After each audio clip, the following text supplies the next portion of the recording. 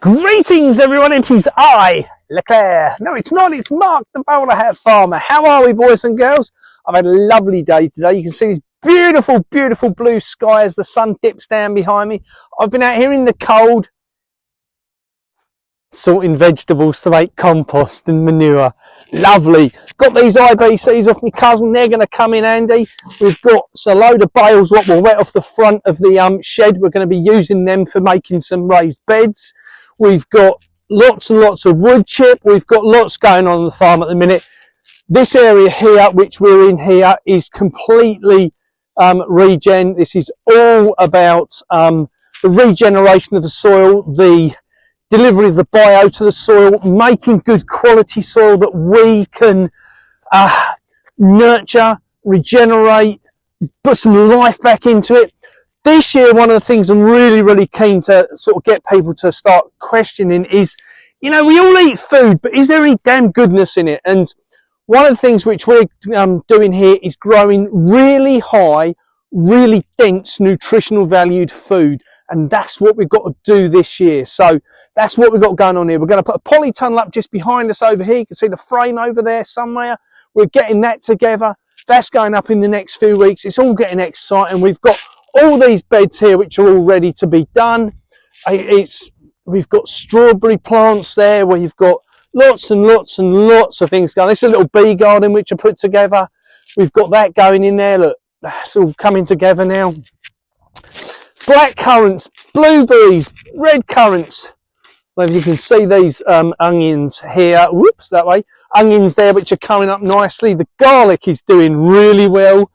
All the raised strawberry beds, we're going to extend on them this year considerably. We've got some broad beans in here which I've got the netting round and the rabbits have left them ones alone, but they found these ones on the next bed very exciting and had them off level to ground. Down here we're just starting to see really exciting this is daffodils coming through. Daffodils coming through. They're not going to be long before they're out of the ground and on bloom. Leeks are struggling to get ahead this year. I pulled a few today for a customer, and that is something which we're going to be doing a lot more of.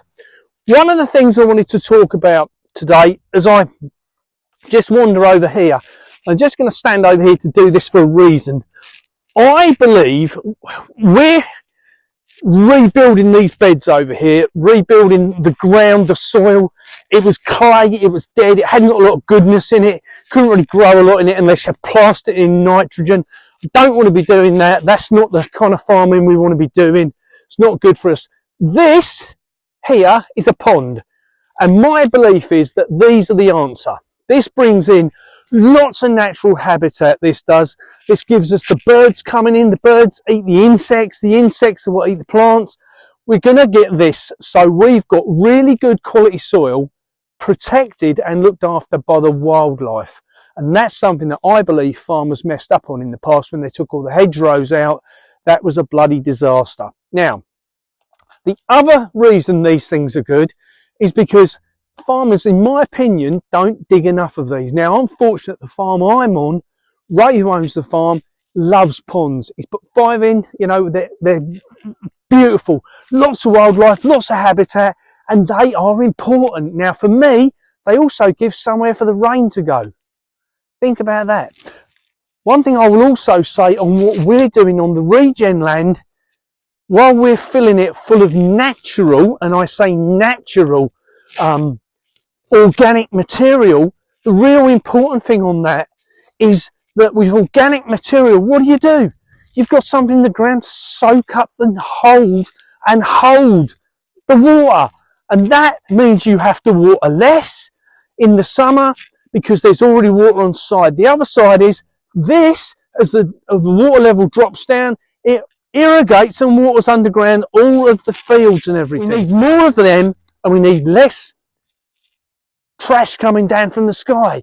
That's an issue, but not today. Look, benevolent people, look, they've allowed us a little bit of sunshine. How exciting. So what else have we got to talk about today? Well, there's a couple of things I really want to talk about. One is that we're going to put the polytunnel up soon, and the reason I wanted to put the polytunnel up is because we're not that far away from growing season. I know we're about to go into a cold snap, but as a farming community, we're really getting ready now to start thinking about what's next. It's not going to be long before we're starting to put the spring crops in. For me, I'm vegetables. That excites me because that means we can be in the position of getting all the stuff in the ground now.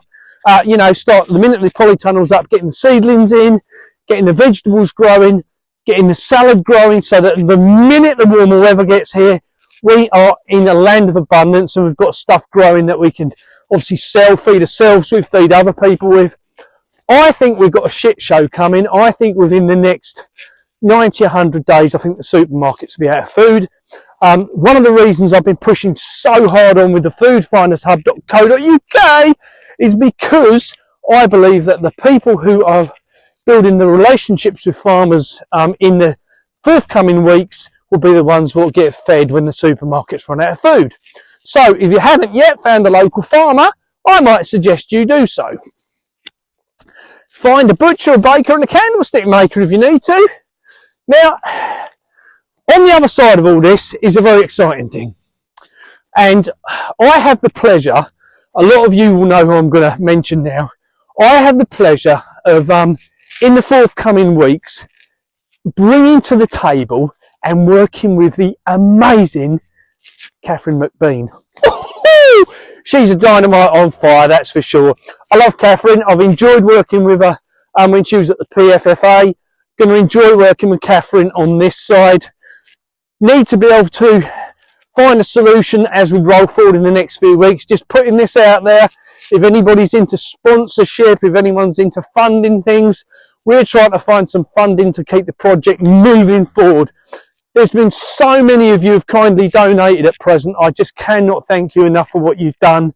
It's been amazing for us to be in the position of having that funding coming in. You can make a donation. If you still want to make a donation, by all means, thank you for doing so. You can do that at the foodfindershub.co.uk. We have spent some money on some advertising in the Light magazine. We have spent some money on the website, obviously, as you know.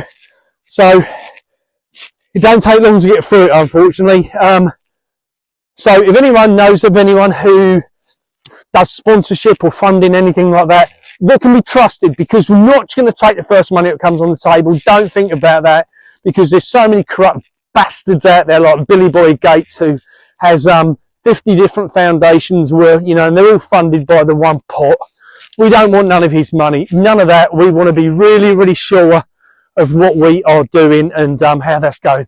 So guys, as I walk into the, you know, look at that, beautiful, look at that, isn't that lovely? As we walk towards a little bit of warmer climate, I hope, because I'm walking back to the farm now. Thank you all for listening. Stick with us, guys. There's some amazing things coming.